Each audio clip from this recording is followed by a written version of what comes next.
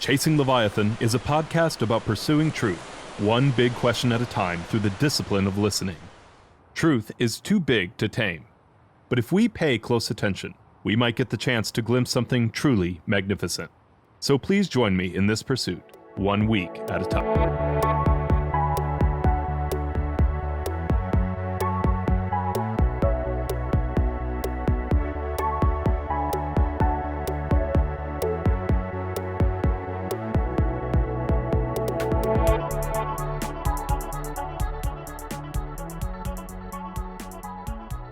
Hello and welcome to Chasing Leviathan. I'm here with Dr. Amir Eshel, professor of comparative literature at Stanford University, and today we're talking about Poetic Thinking Today. Tremendous book, really excited to talk about it today. Dr. Eshel, thank you for coming on the show. Thank you for having me. Delighted to be here.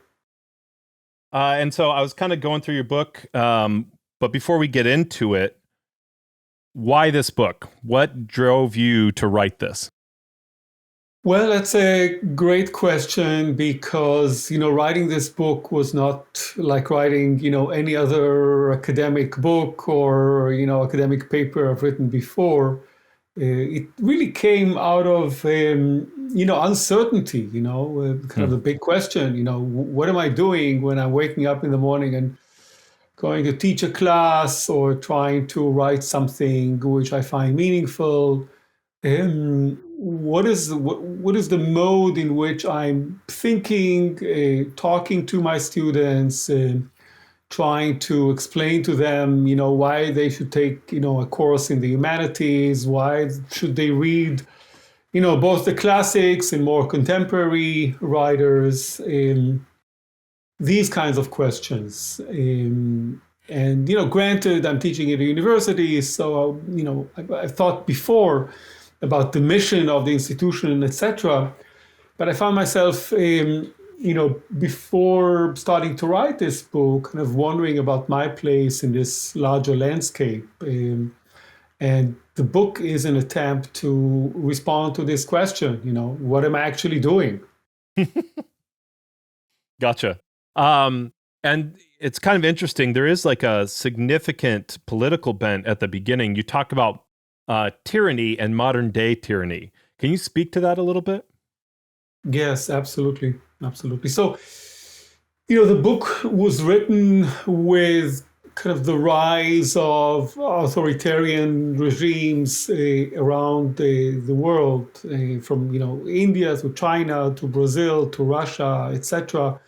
So really with the question of freedom, and while I thought as I was writing, while it's fairly clear to us what makes, political tyrannical regimes, I think we tend to ignore the fact that in other areas of our lives in the so-called free world, we submit ourselves to various forms of tyranny, which I find, not exactly the same oppressive as you would find in places like China or Russia, but still quite oppressive.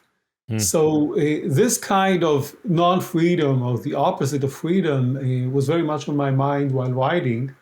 And I found it to be also, all around me at the heart of Silicon Valley, in a place allegedly committed to freedom, to boundless freedom. I found, new forms of tyranny and new forms of, I would even say, slavery, albeit very different than what we term or call slavery in the historical context. Do you mind giving just a little bit more concrete examples? I mean, you're talking about Silicon Valley. So, and I think you mentioned this at the end of the book, you talk about technology in general, but what are some examples of those modern day tyranny in a place like America? I'll start, with my own children and with students, I see every day when I'm teaching, our connectedness to, various handheld devices and the way they structure our everyday lives. From the moment we wake up until the moment we go to bed, and very often, while we're sleeping as well. That's kind of the clearest example, moving through, social media and the various ways in which social media is not serving, the enhancement of our social lives, but rather forcing us to constantly react to other people and various types of, I would say, even noise. That is, to me, tyranny. And I would continue and say that, our subjugation to the cycle of production and consumption is another form of tyranny. Our obsessive need to, always attain more and be in possession of more. And then, related to it are, our subjugation to working, ever more and being in this cycle of constant work, constant labor. That's also for me a tyranny. Before we continue, again, I'd like to emphasize that this type of slavery is very different Right. than what we usually call slavery. And granted, there are, countless people around the world, including, in this country, who are subjected to serious existential, daily, trouble, just making ends meet and, working to maintain a bare survival. So this is not what I have in mind. I very much care about those people and their plight. But with the kind of tyranny I spoke about a few minutes ago, I mean, really the kind of tyranny, affluent societies are suffering from. Even as you're talking there, I feel like there's a difference between, and that there is more freedom in kind of that Brave New World approach. But like some of what we're talking about, the different types of slavery, you could talk about a Brave New World versus 1984, if that makes sense. The idea of the oppressive authoritarian regime that forces you to do things, or the self-inflicted creation of overwhelming addictive processes, in something like a Brave New World. Would that be a good way, maybe would that be illustrative of what you're talking about?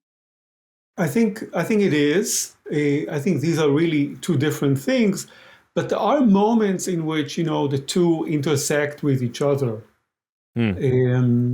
So the very forms of kind of silent surveillance we are exposing ourselves to, but we are also prompted to enter in. For example, when we hold a handheld device. One of the artists I'm dealing with in the book, Laura Poitras, presented this beautifully in her work. She created artworks kind of based on the fact that we're keeping, in our pockets or somewhere around us, those devices. And although we keep them out of our own free will, nevertheless, they have elements in them which keep, an eye on us and, surveil us in various ways. So I think what it is important to keep, a difference between, 1984 and the kind of life, we're living in the free world. There are moments where the two are right by each other. And often we don't notice how we kind of slip into forms of subjugation just by the sheer fact of participating in the kind of modern life we live. Absolutely. And I think that gets us really into the meat of poetic thinking today, right? Like, and for that next question, can you just talk a little bit for our listeners, what you mean by poetic thinking? Because I know that we are going to have some people who are going to think of poetry, which is part of it, but that kind of poiesis, going back to kind of even that Greek idea of creation. And you see that as an answer to this tyranny. Correct? Yes, absolutely. Absolutely. So, granted, for most of our life as we are, awake and pursuing our various, objectives in life, if it's, work or family or, filling all kinds of obligations, we have to maintain some kind of logic in whatever we do. We have to make sense. When we communicate with other people and we want to, fix all kinds of things, be it, I know what, plumbing issues, or when we talk to colleagues at work, or even when we teach our students, something about, Shakespeare, or, when the French Revolution took place, we have to maintain certain elements of what we call logic. Yeah, we have to make sense. We have to keep a protocol for which we are accountable in terms of what is correct and what is incorrect, what is related to historical events and what not, etc. So I would think about this entire realm of our lives as the realm of logic, of rigor, the kind of reasoning which we associate typically with a scientific method, where truth and the opposite of truth are really essential to how we think and how we communicate with other people. So this is the one realm of our lives in which something along the lines of scientific thinking or logical thinking, rigorous thinking, that's the label for this realm.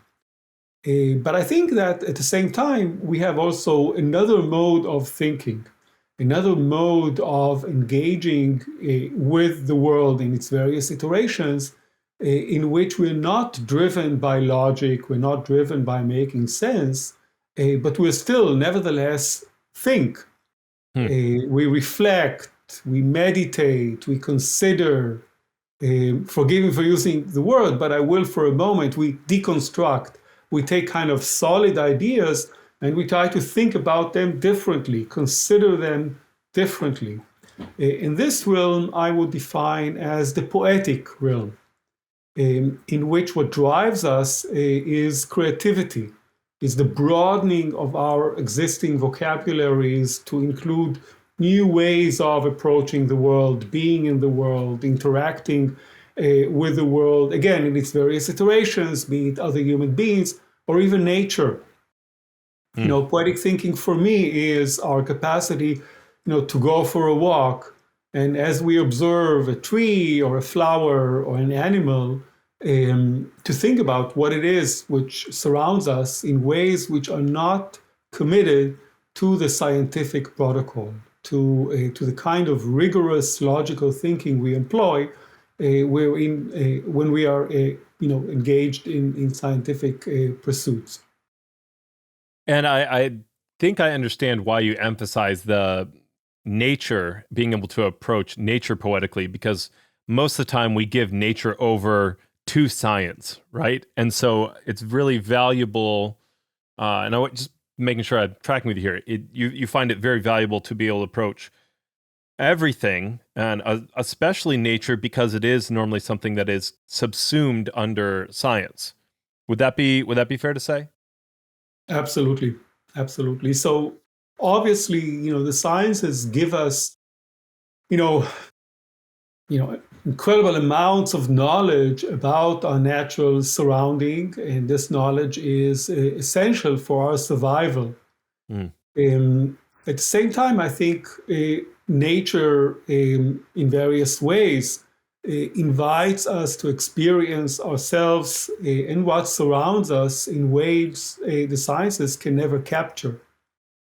And this engenders or brings us to paint a picture or write a poem or a novel, to create a sculpture, around which we then coalesce with other people and develop, various forms of human life, from religion to education to conversation, even love.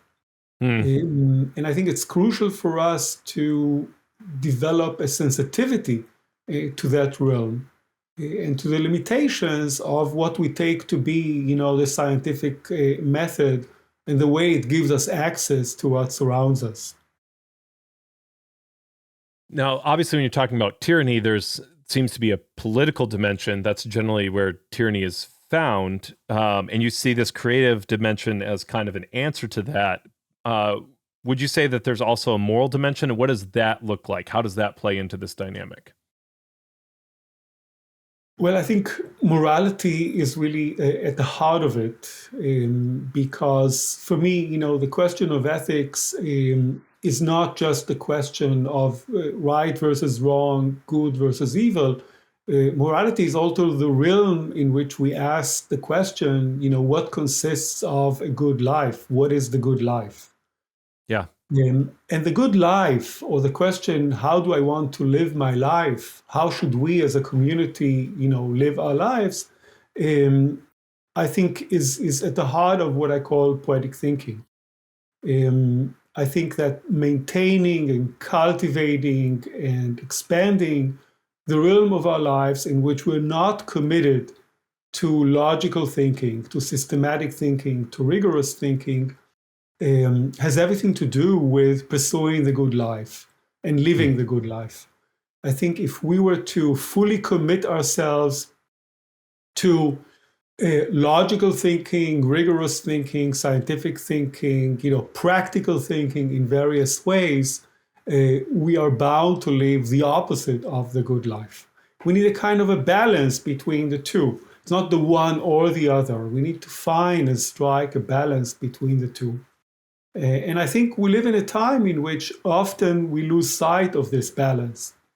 We tend to commit larger portions of our lives to the one type of thinking, to the one type of engaging with what surrounds us. And I think I've talked about this on here before, but I mean, you mentioned one kind of tyranny being us being caught up in this cycle of production and consumption. And so, for instance, one day I was just sitting in a conversation, I'm talking, and I just realized someone talked about something being efficient. It might have been me. And I realized that in our culture, if you say something's efficient, it's automatically good. And when you really think about that, it's like there's nothing efficient is just a description of something. It doesn't give you any, there's nothing moral about efficiency, right? And so that that comes to mind. And what led me to even ask the question is that you're talking about nature teaching us how we truly love, right? And so when we talk about what the good life is, I mean, love does not feel efficient. At least last time, like at least in my experience of it, right? Um, did you have a specific example in mind when you were talking about nature showing us about love? I can start with, for me, kind of the most obvious point, Yeah. which is, my dog. My dog for me is a part of the natural world, and Yeah. my relationship to my dog, is a relationship of love.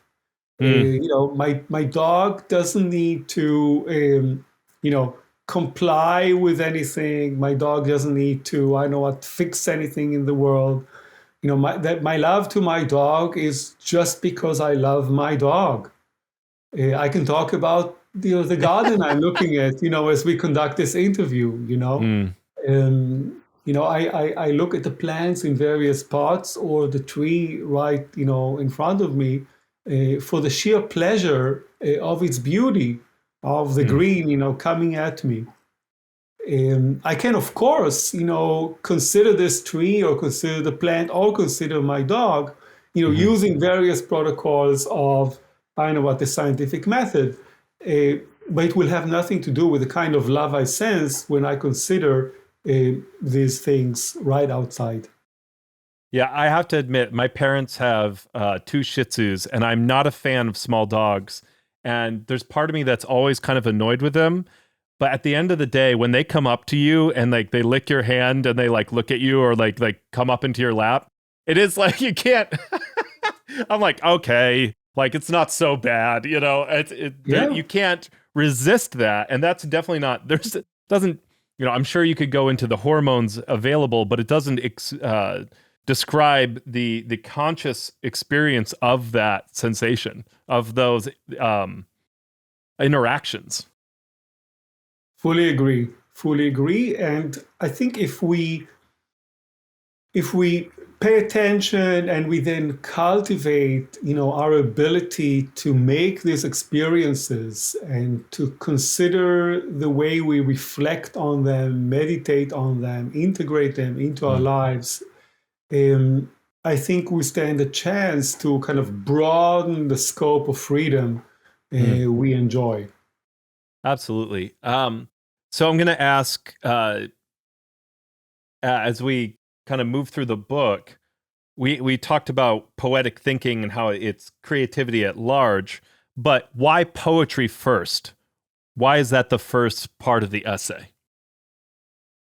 Because typically we use language in order to fix problems. I know that sounds very simplistic, but I think language emerged historically and developed historically as much as we can tell, because it's an incredibly powerful tool to ensure our survival and to allow us to communicate with others and to fix various problems we encounter in our lives.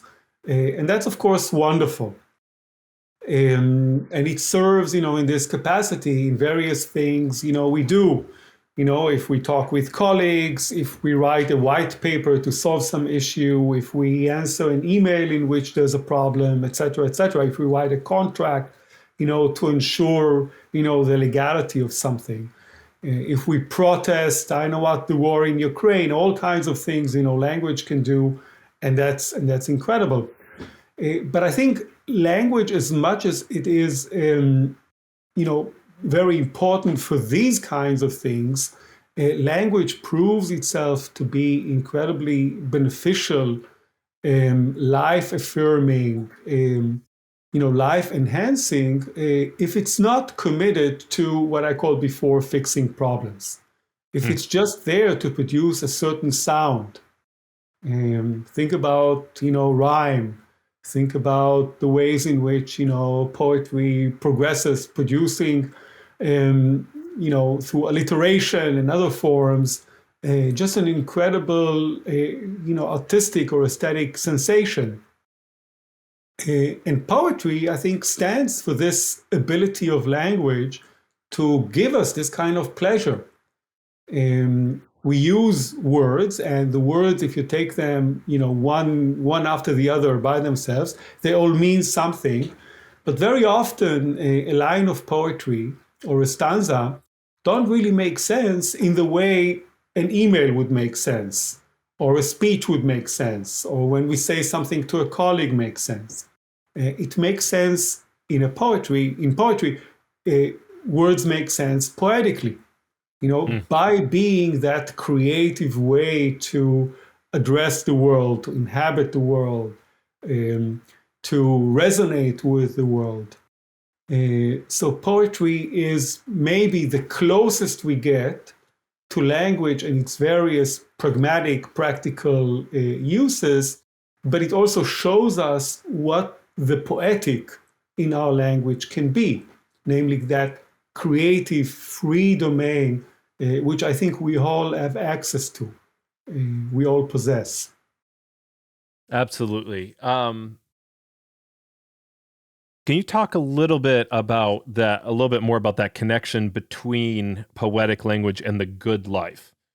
I think you touched on it a little bit there, but I feel like there's opening our eyes to the good life, but it almost sounds like you're talking about poetry being the good life. And that's really fascinating to me. I think poetry allows us to make connections using language between elements we never connected before. If you think about metaphor, metaphor brings together parts of our lives in ways we never brought before. I mean, take one of the most stale metaphors out there. The evening of life, you say, or the dawn of the day. You bring the cycle of the day together with the cycle of life. You make a connection using language which you never made before. You say, a human life has a beginning and an end, like the day has a beginning and end. I think these kinds of connections give us the possibility to view our lives differently, to go through our lives differently, to share with other people our emotions in ways we were not able to do before. And that's something quite unique, I think, to poetry as one form, but also to literature, as such. I recently read Rachel Cusk's trilogy, a so-called Outline trilogy. Rachel Cusk, a contemporary British novelist, and the first part of this trilogy is called Outline.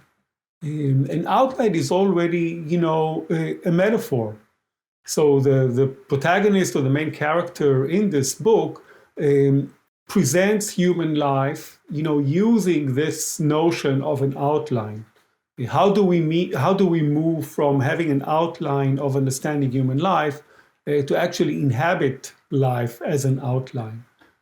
Think of life as something we constantly chart, constantly draft, and change the draft as we go along. This is a beautiful metaphor for what consists of human life, what makes a human life. And by giving her book the title Outline, Rachel Cusk opens us the possibility to view our lives as kind of an ongoing outline we are trying to get right. Yeah. Yeah. And I could go, ahead. on Yeah. and on, along. No, that's great. And that's we'll definitely put Rachel Cusk down below, and her trilogy down below, along with your book.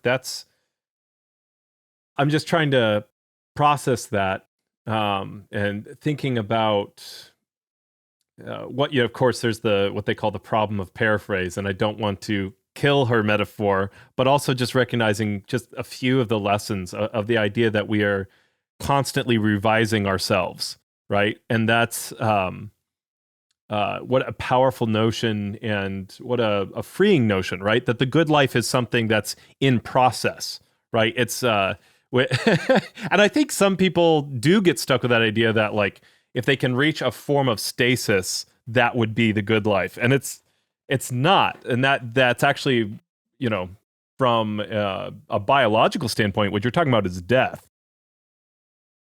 Beautifully said, PJ. I think, look, there's so much freedom in releasing ourselves from the notion that life is a story, that we have kind of a clear arc leading us from point A to the very last point, that everything needs to make sense and be stable, and, and follow a rigid protocol of what constitutes the good life, with capital, T and capital G and capital L.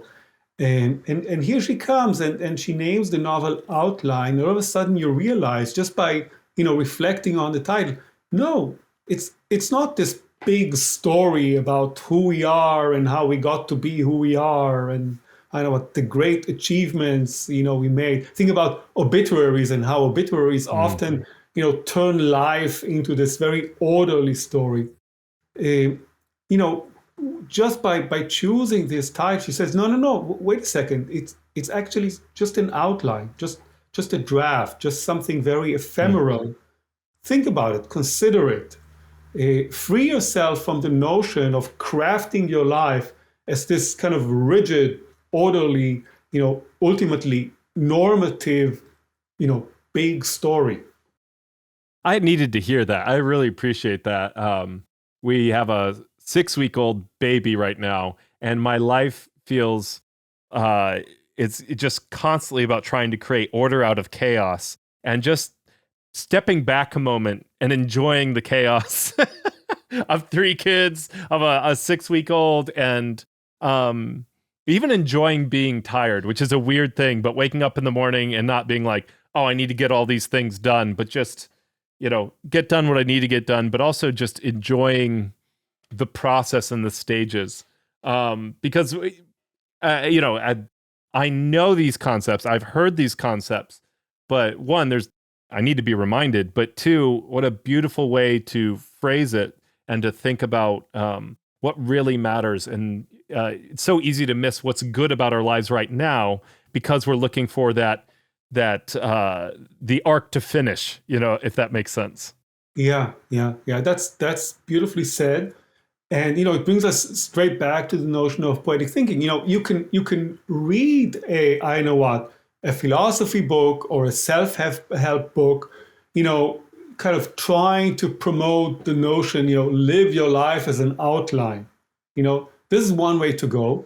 And then you can just read the title of a novel and follow the novel, under this title outline.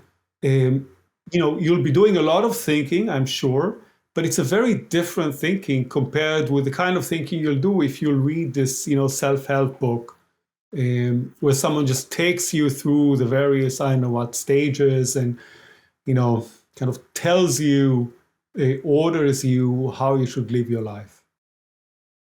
So, and we talked a little bit about poetry there. What does painting do that poetry doesn't? What makes painting special in kind of this framework you're creating?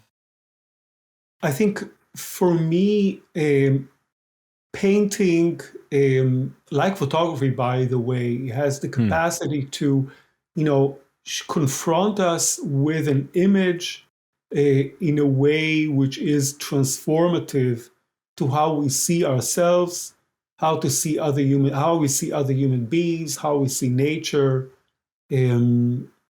everything basically pertaining to our lives. There's a quality of the visual image, a transformative quality of the visual image, which I think can function, and in fact does function, in a similar way to what we just described when we talked about Rachel Cusk's outline.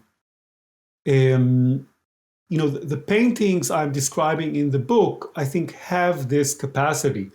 So in the book, there's a large section dedicated to the German painter Gerhard Richter and some of his paintings. And for me, just seeing his paintings, those paintings I'm describing in the book, was a transformative event in my life. And this is something which I think goes back, to biology and physiognomy. Our ability to see an image and the kind of thinking engendered by this moment of seeing, I think, has a transformative quality in terms of how we live our lives. I'm trying to think of other examples, as I speak, the most obvious one being the kind of images we sometimes encounter when we open a newspaper and we see, when it comes to photojournalism, we see, victims of war, for example. If we see, destructed houses in Kiev, in the Ukraine these days.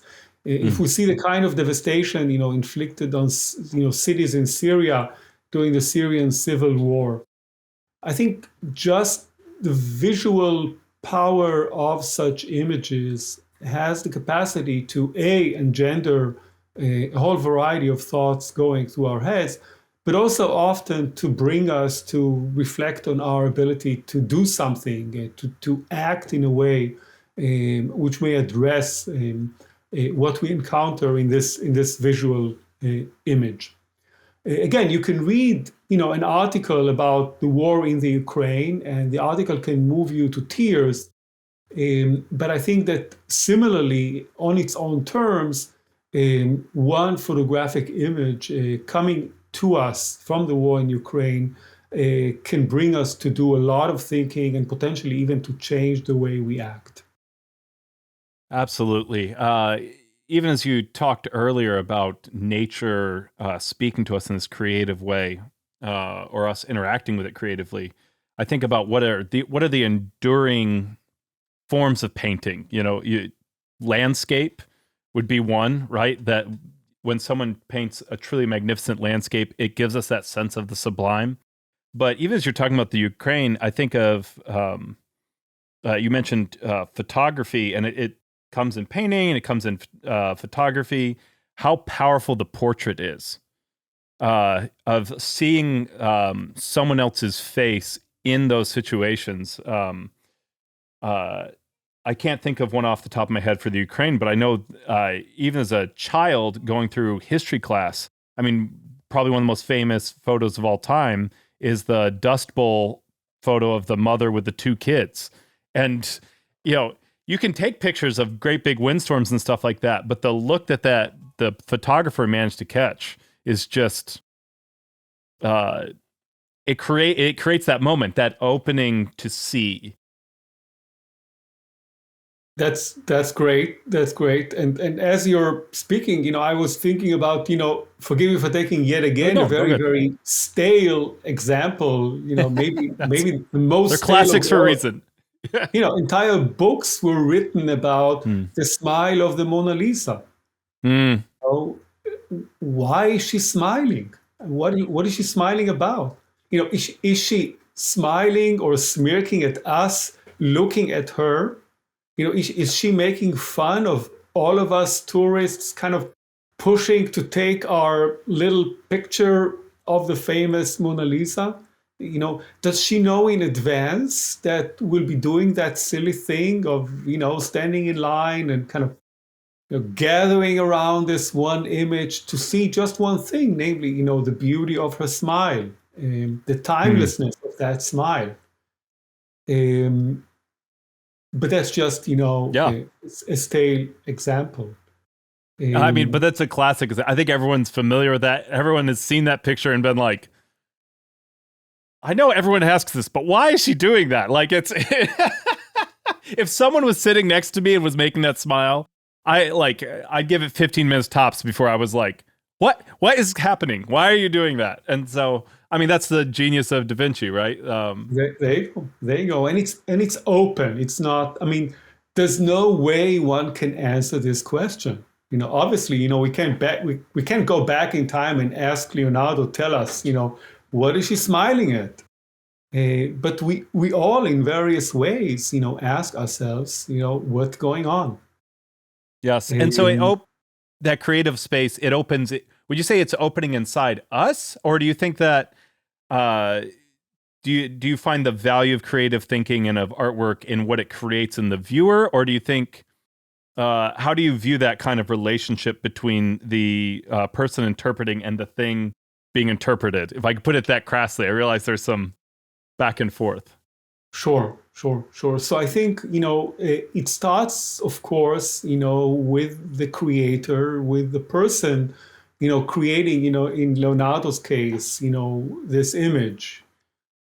So there's some thinking going on there, starting from the basic fact that you make some choices as an artist.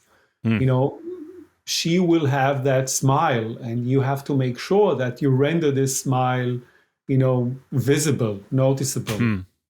And then, of course, there's the thinking which occurs at the moment in which we as individuals, encounter the artwork and ask ourselves individually, what's going on? I mean, what is it that we're seeing?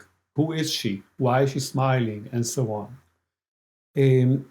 But then, of course, there's this moment in which we look around us and we see that other people are asking similar questions or just observing the image, and we start talking with them. And this conversation becomes that space of reflection, from the individual to the community.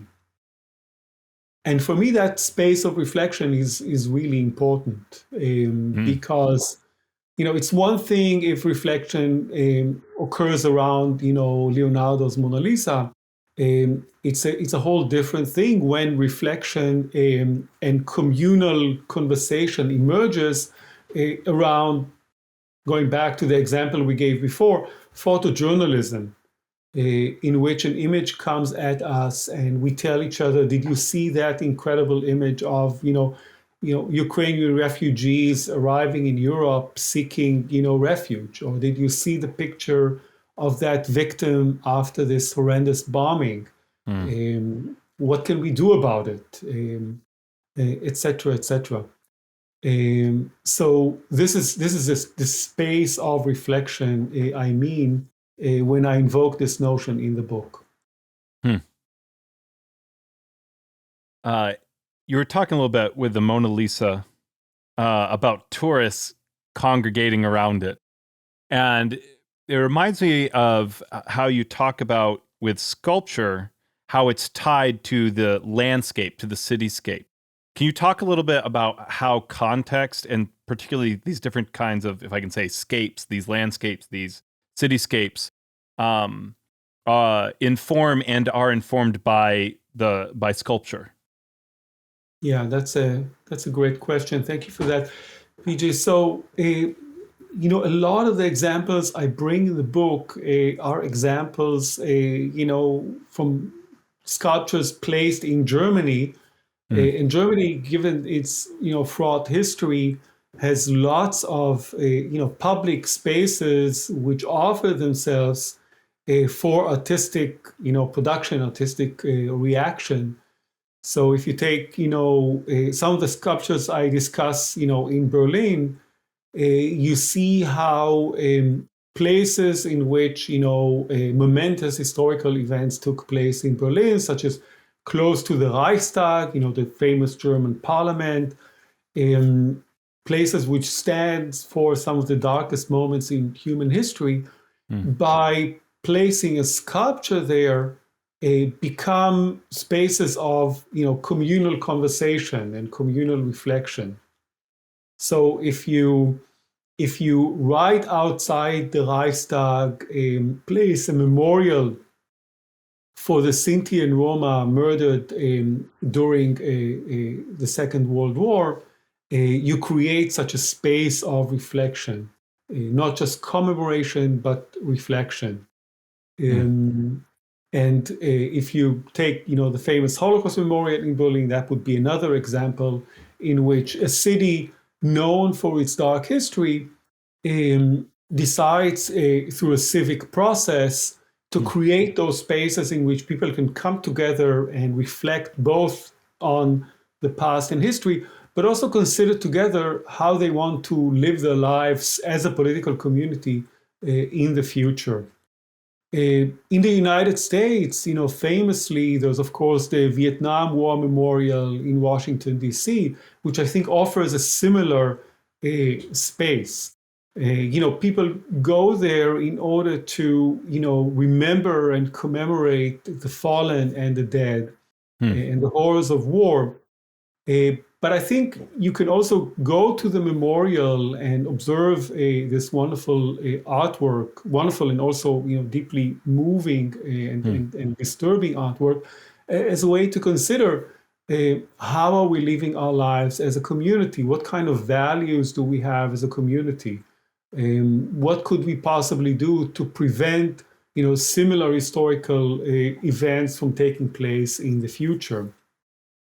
So these kinds of sites, I think, invite both individual and communal reflection, deliberation, even meditation when we encounter them. And they're very powerful. I think we Yeah. honestly, I think we need more of them, especially, in American cities. We need more places, in prominent places in a city where people can come together and consider a moment in this country's history. Um, you've mentioned remembrance, you've mentioned history a little bit, and it's immediately apparent to me when I think about remembrance and history how we can use that to fix problems. What role does remembrance play in the creation? Obviously, you have tied it to reflection. What role does remembrance play in the creative mode of thinking? That's a great question, and also a tough one, Hmm. because often, the answer is not that clear. Hmm. I'm writing this book, so trying to write this these days, a new book, and one of the places I'm reflecting on, thinking a lot about as I'm writing this book is this place in which George Floyd, was murdered openly on the street, and trying to reflect about the various ways in which the community is trying to, both commemorate the event, but also maintain a certain space in the city for people to come together and reflect on what happened. Um, So I think what makes these kinds of locations, so potent and so important, is to try as much as possible not to prescribe, the meaning of this place, not to, determine in advance the way we make sense of them, but rather to leave as much as possible the space and modes of commemoration open for various people to experience them, on their own, or using their own vocabulary. I think for me, poetic thinking has a lot to do with, maintaining, freedom on the side of the viewer, on the side of the beholder, to come up with one's own, reaction to whatever one sees or whatever emotions one has when encountering a certain site or a sculpture or a memorial in a certain site. So almost not, a, yeah, please go ahead. I was going to say, so almost a form of confrontation, and to maybe create that reflective space. Am I tracking with you there? Is that kind of make sense of where we're Yes, going? yes, because I think art at its best is a bodily reaction, or engenders at its best a bodily reaction. The kind of bodily reaction we have when we hear a piece of music and we're deeply, deeply moved, even in ways which we cannot verbalize. Or when we see a visual image, and again, there's a quality to the image which really, kind of pierces our eyes, metaphorically speaking, without us immediately knowing why this piercing took place. I think this bodily reaction is perhaps the first step in a longer process in which, as time goes by, we're able to verbalize what we experience and then make sense of it for ourselves, and then perhaps later even share it with others. The French, wonderful, philosopher who recently died, Bruno Latour, uses this notion when he talks about aesthetics. He says that aesthetics is that which renders us sensitive to, and he leaves what comes after to open, because it's always, different things. A painting is what renders us sensitive to love, to nature, to pain, etc. A sculpture is that which renders us sensitive to where we are in a city or where we are in a certain space. A poem is that which renders us sensitive to words we are using every day but never quite thought of, etc., etc. So I think confrontation, another word I would use is reaction. So as we encounter whatever we encounter, again, a piece of music, a novel, a poem, etc., how do we react to it? Physically, emotionally, intellectually, how can we describe this reaction? How can we verbalize it? What words do we use in order to share this reaction with others? And so on. All in search of, or in production of, what the good life is supposed to be, bringing it back around to what you're talking about earlier. Yes, yes, yes. I think ultimately, we are, meaning-seeking creatures. We are purpose-searching animals, and with the, hoped outcome to, to live a good life, a meaningful life, a life which makes sense as we're living it. Yeah.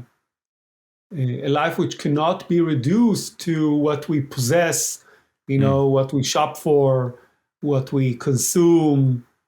A life which goes, beyond, I know what, the like or dislike, the thumb up, thumb down. something a little more nuanced than that. And I think that kind of brings us to, your final coda here at the end. You start with the quotation, "The world must be romanticized" by Novalis. If you don't mind, as we kind of wrap up here, I want to be considerate of your time. Yeah. Tell us a little bit what it means to romanticize the world again. It means first and foremost to develop a healthy, rich relationship to our emotions, to befriend our emotions, to befriend that part of our lives, of our psyche, of our minds, of our spirit, which can never be reduced to formulas, to forms, to equations, to numbers, to graphs, to bubbles, to all these wonderful things, which are important, granted. I don't want to suggest that these things are not important. When it comes to, finding a vaccine, for COVID-19, we don't need, lofty poems and lofty emotions and all kinds of things that, take us away from pursuing the vaccine. We need someone to, have the numbers right and conduct the, experiments and please give us the vaccine. But at the same time, I think we need to make sure that our lives are not reduced to this. And I think the Romantics, with their plea to romanticize the world, prod us to cultivate that realm which is emotional, which is free of any kind of rigor and logic, which is instinctual, which is corporal, which is creative ultimately, which doesn't make sense, because it is there, they believe, where we experience both freedom and the very essence of the good life. In ways in which, graphs and numbers and bubbles and models and equations can never do. Even to take your example, we obviously needed this scientific, rigorous, logical mode to create the vaccine. But on the tail end, in the midst of lockdown, after, as things have settled down a little bit with COVID, like, we need to be able to create and recreate a beautiful world, right? We can't allow tough times to subdue us into a world of fear and boxes. Absolutely. It's not just about extending human life. It's about living a meaningful life. And for life to be meaningful, it needs to be rich with all aspects of human life, including those aspects which I would call, the emotional, the poetic, etc., for which, we need to cultivate a language, a vocabulary, both verbal and visual. And that vocabulary, again, can never be restricted to the realm of the scientific method or the technological, world, which we also inhabit and has its importance. But as this book, I think, tries to suggest, it seems to me we veered too much in one direction, and we need to try our best to strike a different balance. I can't think of a better way to end today. Thank you, Dr. Eshel, for coming on. It has been an absolute pleasure. Thank you so much for having me, and looking forward to, conversations with you and with other readers in the future.